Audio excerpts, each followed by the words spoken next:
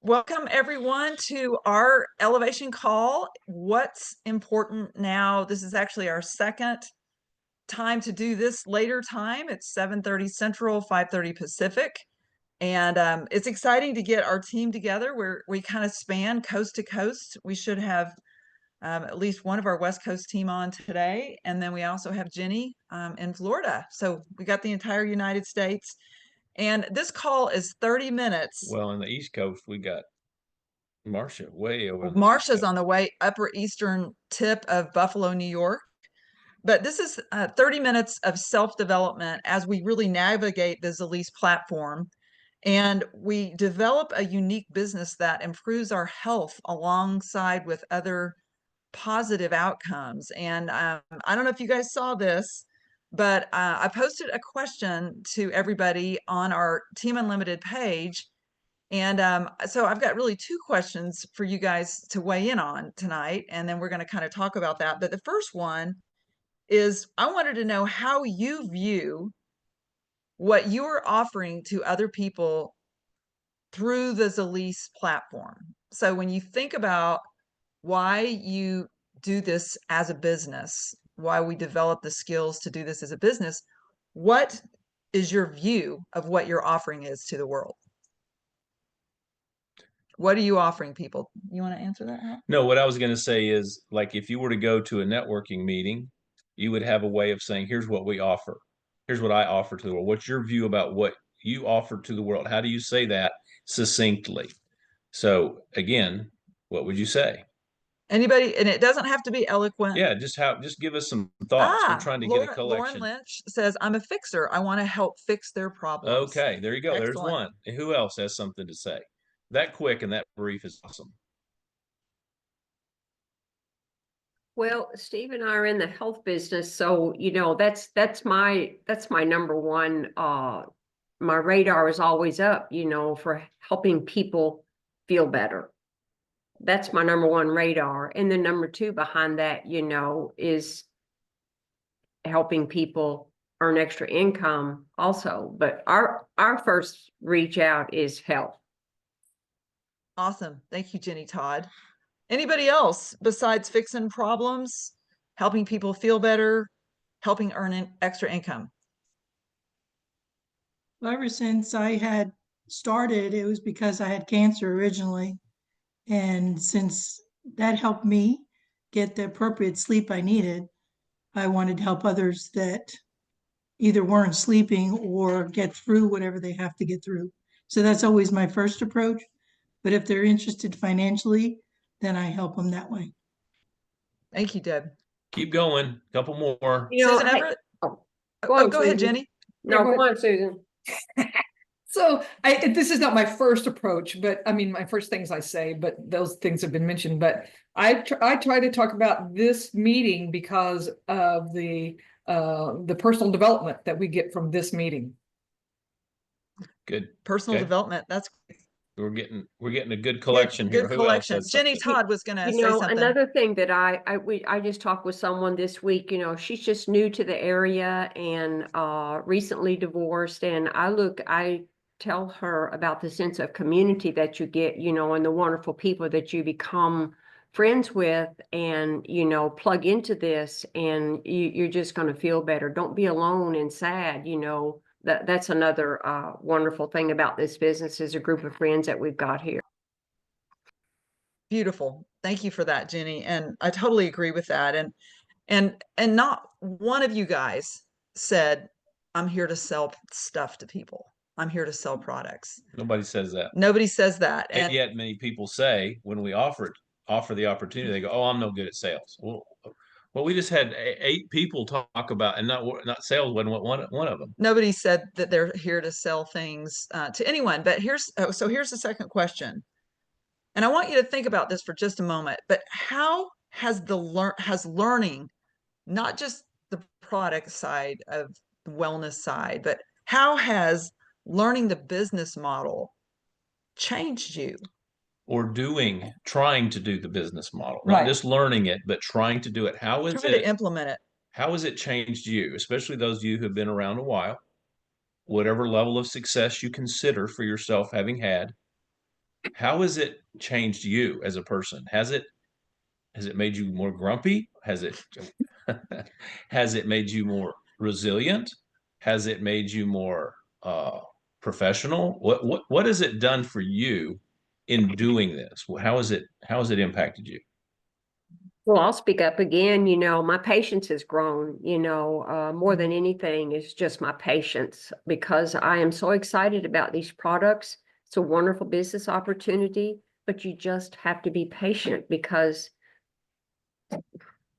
8 out of 10 people don't see it that way. And you just have to develop patience, which flows over into other areas of your life, so. That's a great point. Good. Anything else besides patience? This is Catherine, and I was listening, but I was looking for my little quote that you and I arrived. Well, I arrived at it, and you captured it for me, and it was wonderful. The what I'm doing, what I could say to people, because I've had a very difficult. I'm not as everybody here, they've heard it all. I'm not a seller. I'm a nurse, and I have shared product with people. Like I've never really tried to work a business model at all. But people say they use it, but they rarely come back and give feedback. They rarely come back on their own. It's like or say, hey, where do I get that? Or most people aren't as curious as I am, that I know in my realm that I touch base with every day. Um, so, what have I been feeling? I've been a good product user. And our conversation the other day, because I haven't really, it helped me look at it through different lenses, that possibly, because I can't do the the thing. I've tried it many ways. I have like something wrapped up in me, but this phrase, and I'll just share it because I'm I'm creating my new life with projects, which I'm doing. I have many projects I'm doing to empower people with their health. Would you be willing to see a bottoms up movement that I'm excited about? Which is, it's something that says it covers it, and they could say yes or no. And then I say, okay, good, let's set up a meeting with Lisa. Yeah, Right. yeah. Perfect, Great. Pat. That's a great example. You mentioned changing your perspective. So when we do a business of any kind, but like this one, and you're not finding success, and then you're willing, open-mindedness is so critical. And what you just shared is that you looked at it from a different perspective with the help of Lisa, came up with some language. So that would be a great example of someone who has learned something as a result of efforting to do the business. So that's a great example, Catherine. And anybody else? Marsha, looks like you're wanting to say something. Hey, Yeah, okay, No, you Marsha, just go look first. like it. Oh, it was Okay. Lauren. I have become slightly better at talking on Zoom calls, and I take the blow off and the rejection a little less personal than I used to. Well, there That's you a big go. deal, Lauren. Look at you It's a talking now really on the big Zoom deal. call. Look Well, at you I was talking now. I was in the process of typing it in when I decided that that would be, Yeah. See, counterintuitive. this is exactly what we're talking about right here. That's great. Who else? Lisa, help me. go ahead. Was that Sorry. Gene? Yeah, that was, okay. I go didn't ahead. know if you could hear me or not. I'm on my phone and I'm still trying to figure out how to do everything. So I figured out how to get it unmuted. Yay. But Yay. anyway, we've grown a lot in the past few years. And, and I know Lori, she really, really listens to people more. I try to, I just don't have that down yet. But I'm getting to the point I'm not afraid of speaking in front of a group of people. Um, I mean, like even at church for a funeral of a friend of ours, I stood and spoke, briefly, a quick little story. There were probably 75 to 100 people there, and so I feel I'm getting more bolder, more assured of my words that I say to people. So I think the self growth is a huge part of it. I'm not where I want to be by no means, but we're stepping in the right direction. Those are beautiful changes. More great examples of great question and great answers, guys. Keep it I going. heard Will. Yeah, Will, I was trying.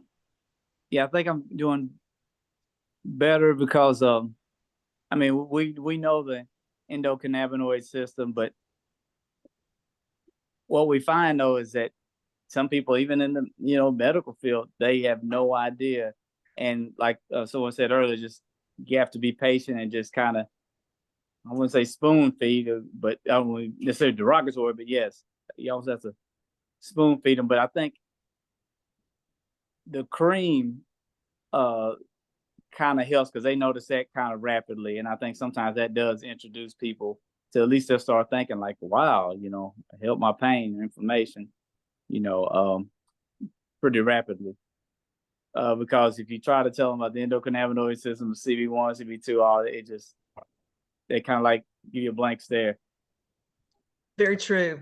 That's good. So simplifying, being patient, simplify the message, really letting people have an experience. We learn that, and we want to tell everybody the exciting things we know, but it's too much information. So we try to keep it simple and find the one thing or two things that has an immediate impact for people that may open up a door, but you still got to be patient, like you said. So great response. Yeah. Anybody else? Room for one or two others? Just how the business model, and I can tell from Will that you've been doing this for a minute because you have a great understanding of the science of the endocannabinoid system, and that goes way back, Will, to what, 2018, something like that, 2019. Yeah. You've been in it for a minute.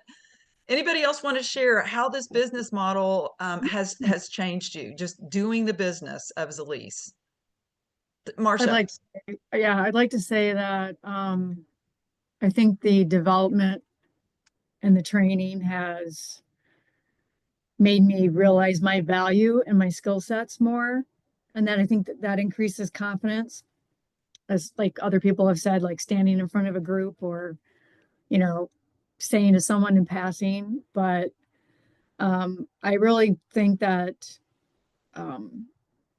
learning your own value is important. Plus, just always saying, what do I have to gain if I talk to that person?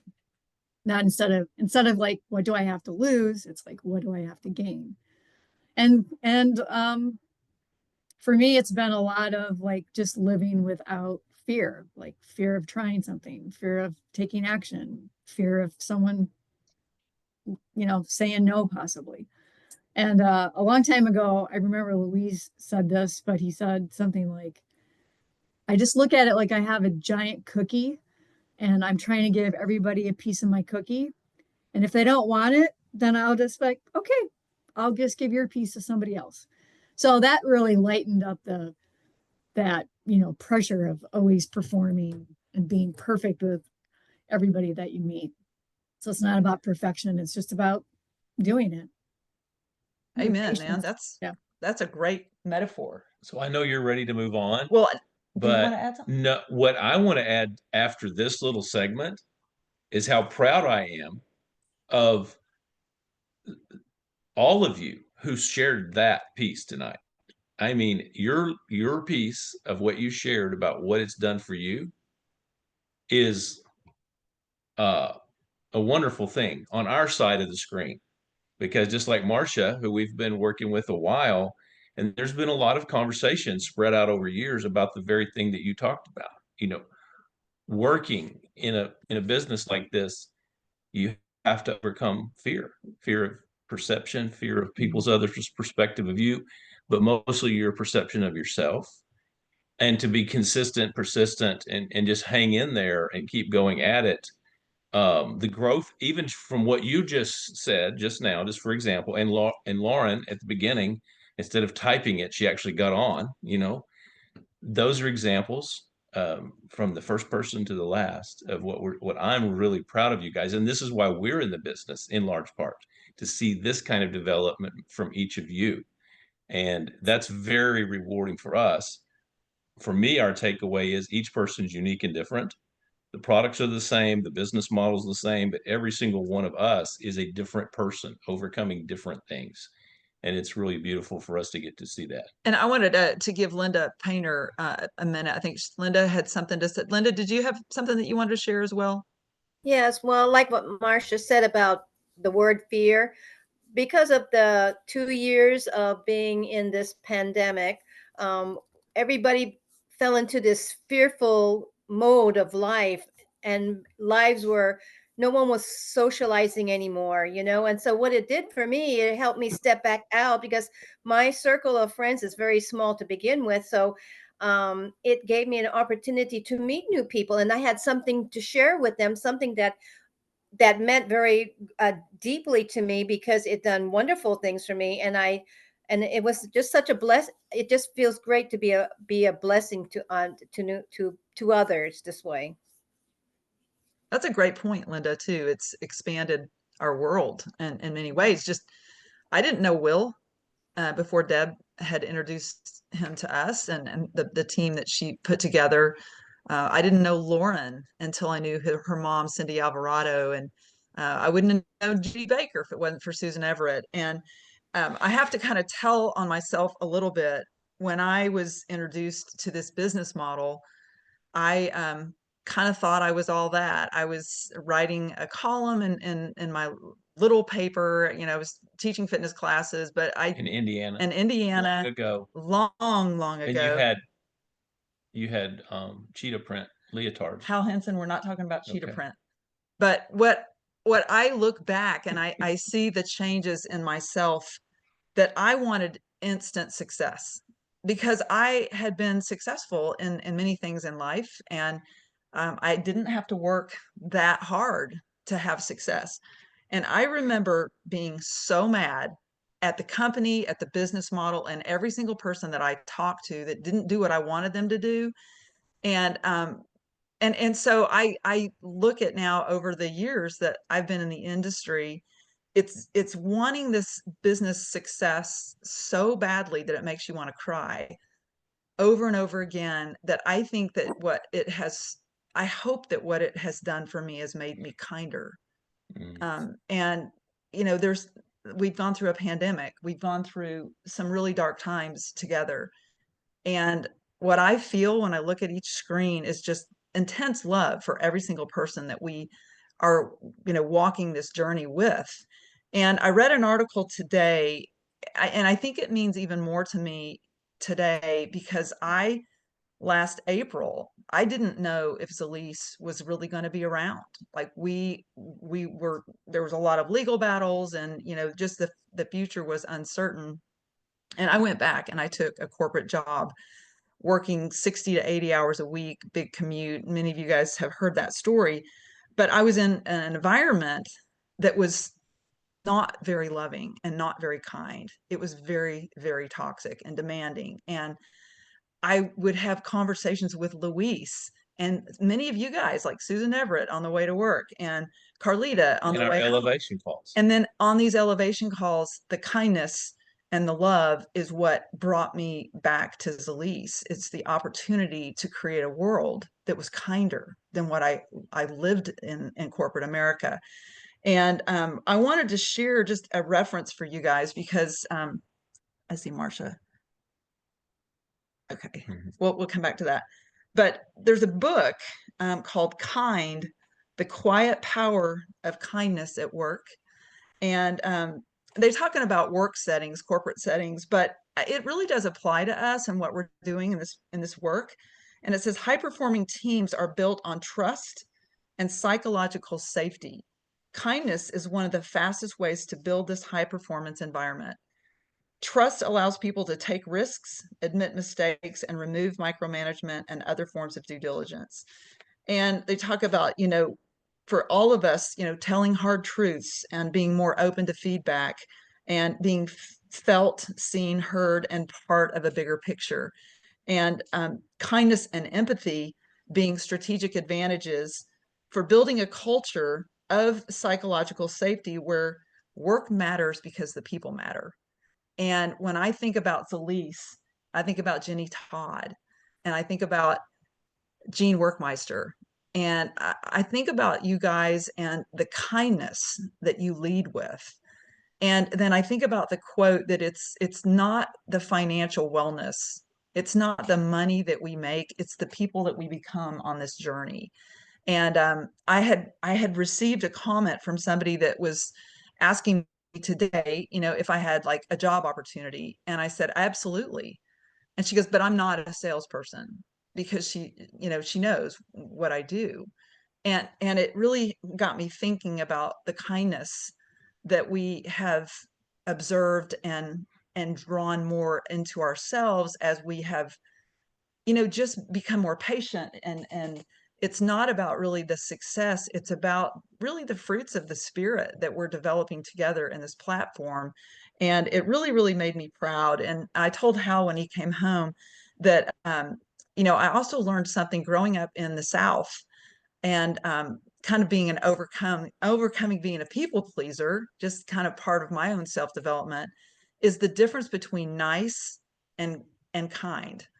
And I wanted just to kind of share that definition just to see what y'all's thoughts were. But nice is weak, and it's just focusing on keeping the peace and shirking away from from really telling the truth.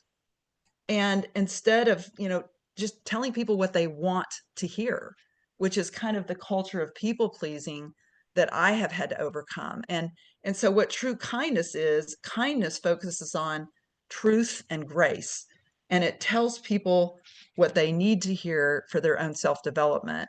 And so kind is clear. And I just wanted to share that with you guys, that really kindness is a verb. There's no such thing as a kind or unkind person, that there's just kind or unkind actions, and all of us have the capacity for either. Kindness isn't something you are, it's something you do. Kindness is a practice, and it happens in the gap between having the idea to make someone's day and actually making someone's day. It's the action that counts. So kindness starts with you, it starts with me, but it doesn't end with you. So here's the question: who needs our help? How can we be kind to a stranger? All of this starts with kindness to self and the radical act of generosity, where we are actually caring for ourselves first. And then it also, Steve Todd would appreciate this, moving self-talk away from scarcity to more of an abundant thinking and paying it forward. And they gave the example of, in Naples, a coffee shop that had a little jar, and people could buy a ticket and put it in the jar, and then someone else could take it out and claim it for a free coffee. And they kind of wrote this in the article about everyone getting to witness the act of kindness as it rippled through the coffee shop. And the recipient felt the love, as well as the people who worked there. And it just really created this beautiful pay it forward model. And they mentioned thank you cards. And I thought about Jenny Todd and her card writing that she does so faithfully.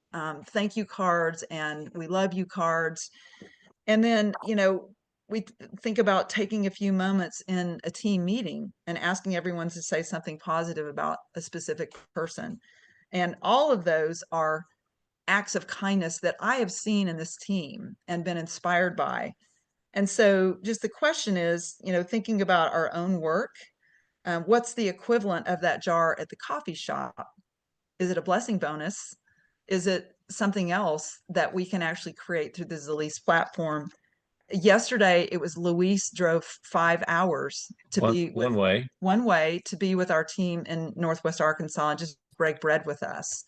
And that act of kindness that he and Bo, the words of kindness that they have really, just instilled in us, still are touching to me, even two years later. And so how can you and how can we be a vessel for kindness and make it easy for everyone around us to be kind? Because the kindest people in this business have the greatest success. And that is definitely something to aspire toward. So that is one of the things I wanted to share with you guys with the book reference, and to thank you for the inspiring ways that you guys are kind to us, you edify us, and that is a ripple effect in the universe that we get to witness and observe and be inspired by. So it's a beautiful thing to have this platform. So the other thing I wanted to mention is just speaking of Luis, Linda, what did you love about the meeting with Luis? You're muted, Linda. Just hearing about the upcoming changes and the new compensation plan, even though we still have a lot to learn about it, but everything it just felt very up and promising and very motivating.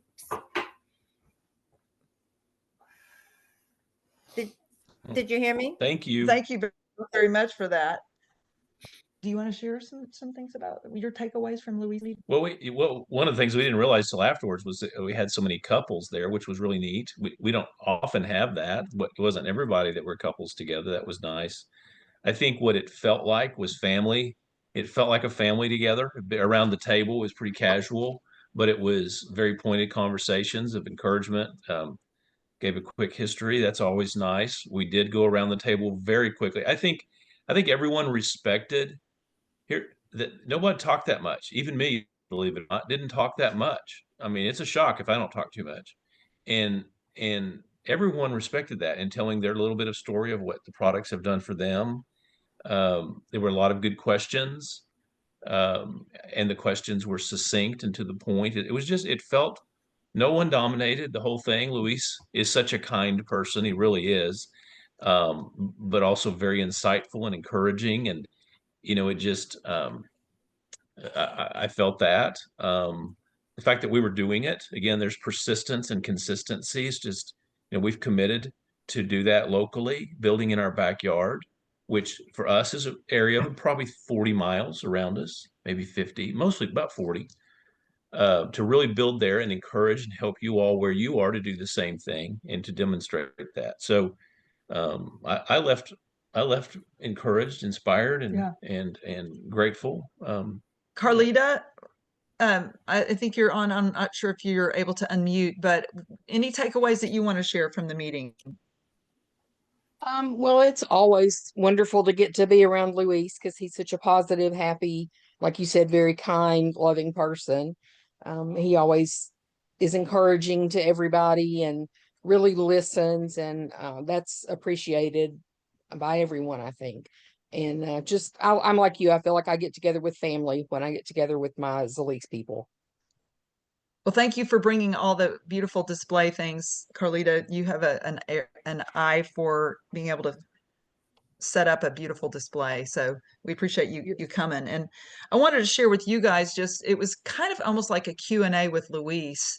We didn't do a PowerPoint. I did try to FaceTime just a little bit, and wanted to share that as of this month, the new comp plan is going into effect. And so for each new customer, instead of earning $10, we earn $30 on each customer. On the customer, which Customer, is triple, wholesale customer. triple pay. Triple pay. And then the focus on the business model or the building of teams is on making jades. Jade is the new word for associate. It just means somebody who has an active on their right and an active on their left. And You're a jade. you're a jade, and it's an extra 20% bonus. But the other thing that Luis told us is some things that are on the horizon. I just wanted to share these really briefly, that they are working on incentives for people who don't necessarily see themselves as earning income, but they would love to get free product. So customer incentives. They're revamping shipping costs, which has been an issue for a while. They're improving the Star Club program, and they're going to be opening some new markets. One of them they mentioned is Nicaragua, which is close to Costa Rica, which I'm not a geography person, but just wanted to share that. They are working harder in Mexico, which should be a much bigger market. Mexico has Amalaki and Rise Coffee. So if you've got contacts in Mexico, people who speak Spanish, come with us next time to the Mexican restaurant, because there's a bunch of people there from Chihuahua. Lisa's so funny. Anytime we go to a Mexican restaurant, the waiter or waitress, whoever the lead person is, she wants to know exactly where they're from. I want to know where they're from. And they'll say like Houston, Texas. And she goes, no, I mean like really where you're from. And I'm like, Lisa, what? They're from Houston. No, that's not where their family's from. Okay. And then here's the next market, surprise, Asia, Hong Kong or Malaysia.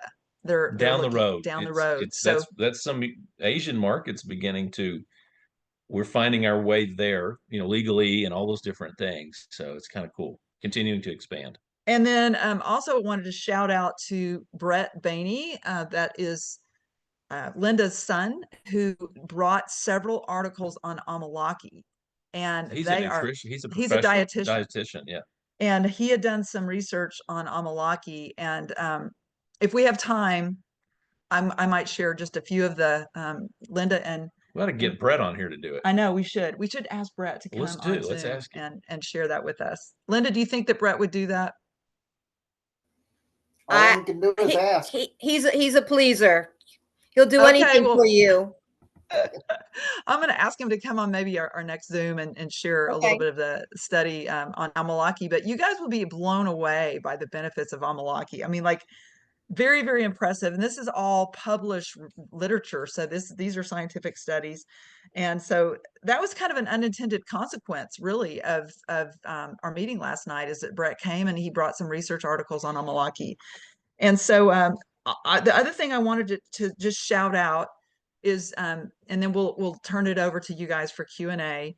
Judy Baker and Susan Everett got the award for hardest working ambassadors this past weekend at the Tri-State Athletic Club exhibit event. And I wanted them to report back on how it went for them. Tell us what y'all did.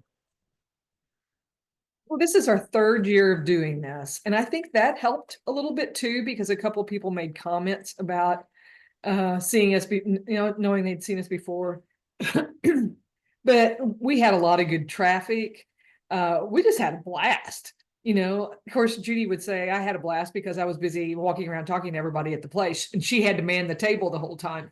And then I'd see there'd be a bunch of people at the table, so then I'd run back over there. But I was talking to all the other vendors, and just when they weren't busy, then I would, shoot the shit with them a little bit, and how's your business? Just talking, not really. Most of them, I really didn't even push our products on them. I just told them a little bit about it, said, stop by and we'll do something, or we'll give you a sample or whatever. But we had a great, and we sold, for us, we sold a lot of retail. I mean, more than we've done in any event we've done. I mean, we didn't, we're not going to, Susan, tell us how you did it. But yeah.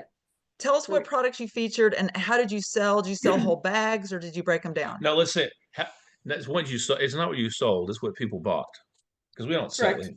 Right? Correct. And we really didn't a lot of times. Okay. So we focused on 3 products. We had like a stand-up thing that showed, the all the products, all the bottles, the hemp products, but really we didn't sell any of those, or we weren't advertising any of them. So the products we focused on was body butter, topical, and edge. And with the edge, we had them in little baggies, little, bright, colorful little baggies with 7 in a bag. So that's a week's worth is what we were thinking. And, it just went over real well. We sold several bags of those. We sold a couple of things of body butter.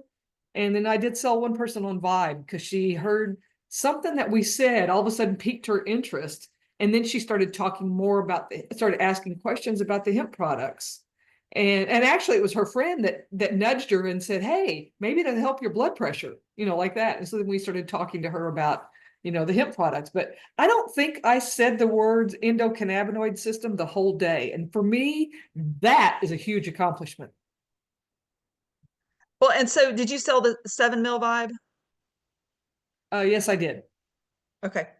That's awesome, Susan. Judy was holding up our little baggies. Oh yeah, okay, that's cool. And we all learned this from Marsha. Mm-hmm. We're in the Marsha School of Training for exhibits.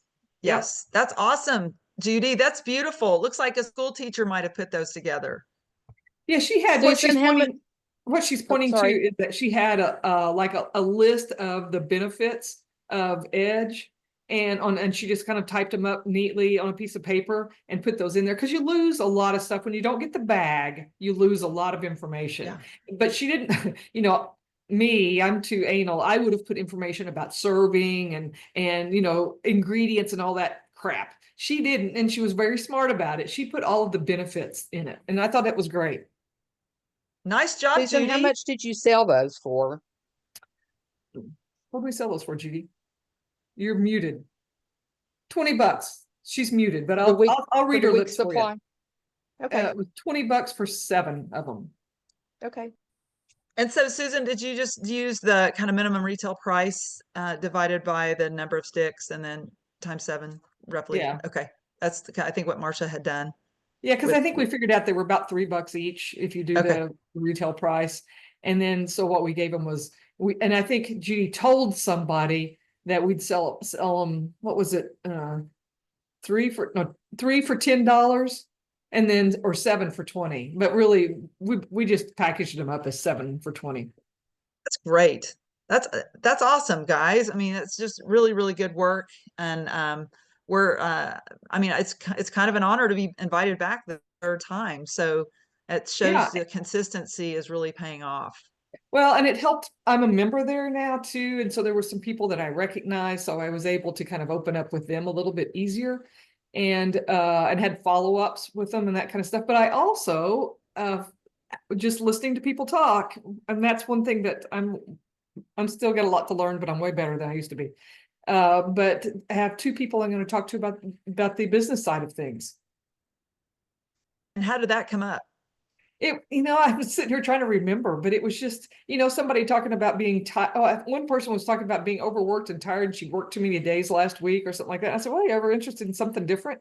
And then I think the other lady made a comment that this was her last week. She only had 1 more week working there. I said, well, are you looking for something else, to fill your time with? It was kind of those type of just kind of nonchalant type deals. And they both looked at me and said, serious? Yeah. So I'm setting up meetings with them. Great question, Susan. Thank you for sharing that. It's really great information. And we all get smarter, like from all this. See, Marsha, see what you started from doing your sip and stretch with your sales, her sales selling those packages. So good job, Susan, to you and Judy. Marsha says, when I have thought about stepping away or quitting, I realize I would have to also give up a whole community of like-minded friends. And so I stay and keep on keeping on, as in the words of Jenny Todd. And Lauren said, I would love that Amalaki. I'm somehow drawn to Amalaki. So we will definitely see if Brett will help us with that next time we have a call. Anything else you want to add? Just, I'll have a statement to wrap up. Okay, well, I'm going to let you wrap, and then I'm going to do Q&A after you Okay. take off. Hey, So, Lisa, can I say one more thing? Go ahead, Um, Deb. with Hal talking about, hang on. sorry, We Susan. got 2 talking at once. Go ahead, Deb. Oh, quick question. Did we say that the old edge is going away? Yes. Okay. Go ahead, Deb. No, I just wanted to talk more about, Hal asked about the business model, how it changed us and how our approach changed. And I've always, you guys know that I love the science behind it, all the products. And I'm happy to see Will on because he's like-minded that way too. But I've always been more not afraid of, talking about the business model, but I think the new business model makes me more open because it gives people more hope or more availability for people to go up in rank quicker, make money quicker. And I think that keeps people in a little longer, other than the use of the product, of course. But the longer they're in it, the longer they'll be on product and hopefully see the benefits behind it. But more the business model, I'm not as leery as sharing it because of that. Because I see just more hope in it. And I guess I just didn't have that hope in it because I know how hard it was for me. And a lot of people just don't have that drive to keep going, keep trying. So I think just having more of the simpler steps to make money, but also the recognition, because people like recognition. And I think that part of it has made me grown more to share more of that part of the business. Awesome. Because of that. That's good. That's good. Good point. Thank you for that. Susan, did you need anything else? Did you want to share anything else? Okay. So do you want to wrap? And then Hal's going to just kind of close us, and then I'm going to stop the recording, and I'm staying on to ask any questions that we want to ask. We'll do a little quick Q&A without Hal. Yeah.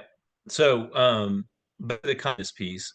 So one of the things I would like to encourage each of you to do, whether you feel that you're a kind person out there or not, is I would like for you to imagine with me for just a minute that you have a let's say a 10-year-old, okay, a 10-year-old who says, I want to make hot chocolate, but I always mess up hot chocolate. I don't know how to make hot chocolate.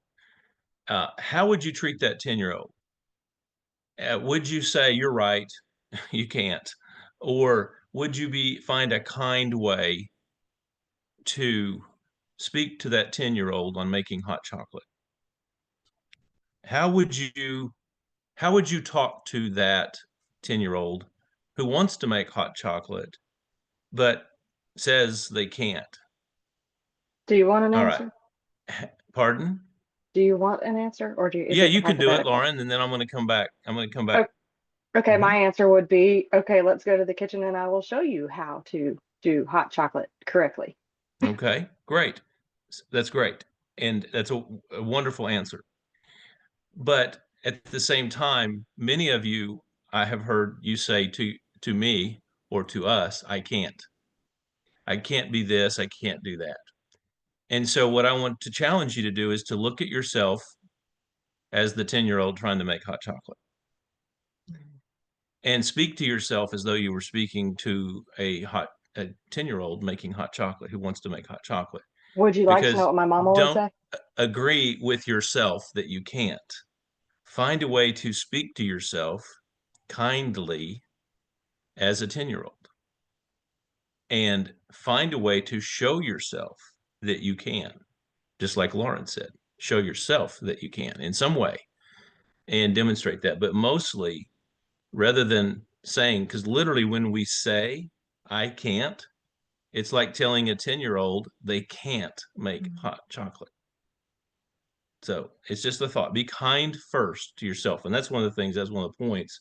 It's very hard to live in the world kindly with kindness when we're not being kind to ourselves. So good. I So anyway, can I that's say what I want. something? Can I say Sure. something? Well, I would also say, well, you know what? I know someone who can teach us to make hot chocolate, right? And that would be you know, getting up with Lisa, because Right. sometimes we feel that we don't know enough and feel that we're incapable of making hot chocolate, but we know someone who can teach us how. What we can say. Good. That's very good. Was there something else, Lauren? Because that was a great point. Did you have, I couldn't tell who was saying something. Yeah, I was just going to say that my mama would say, can't, never could. Can't, never could. And that word is not allowed in this house. Good. Good. So good. All right. That's Okay. beautiful. That's all. And you know, the one thing I want to add, you know, just every single one of you guys have had success in something and multiple things. Judy's had a whole career in teaching school. You know, Susan is a corporate person from, you know, she was, you know, like a VP, like she's ranked up through all the ranks in corporate America. And so sometimes the intimidating thing is we might not be very good at this. And therefore just the fear of failing, looking stupid, fear of what people might say about us. And Catherine, who's one of my holistic nurse coaching colleagues, she and I have had this conversation because Catherine has been very, very successful in her career. And so the thought of doing one of those things sometimes feels like we're not corporate enough, we're not clinical enough. It's, you know, it doesn't feel like success. It feels like doing something that's less than us. And so I think that, you know, the other thing that I have learned is to get off of my how many degrees soapbox and to really learn to love people and just be kind to people, that everybody truly is just doing their best. And the majority of the world needs more health and needs more income. And we have something that when we're kind to people and we can create relationships with people, and some of you guys on this call are the best I know at that, then we can bring people into our community and love on everybody. And it just, it creates a thriving atmosphere for all of us. And so it's a beautiful thing for us, Hal and I, to witness it. And we witness it on a regular basis, that the way you guys love our team, love each other. Everybody deserves to have a piece of how it feels to be in this community, in my opinion. What are you smiling at? They're right. They're right. You're right. So anyway, on that See y'all. note, we're going to say goodbye to Hal. We're going to send him off, and then I'm here. Let's see. Here's a new message. Oh, this is a cool suggestion. Great words. Loving kindness. Yes, I love it. And so you guys, thank you so much for sharing about just, from your heart about what you're offering the world with Zilis. What you're actually, how this business model has changed you, because honestly, that's something that I think is one of the best things about this platform, is when you really care about it and you really work to get better at it and to represent the message as your best self. Yeah, you're going to go through rejection, but it's the no's that really help us examine ourselves to do better next time. So it's all worth it, and it's fun to do it together, because then we can kind of like help each other lick the wounds, right? So any questions, guys? We've spoken long enough, and this call is intended to be roughly 30 minutes. What's in it now for, what's important now? That's the call. And I'm going to go ahead and stop the recording, and then we're going to do a little Q&A. So any questions? Like, there's no bad question. Hang on a second.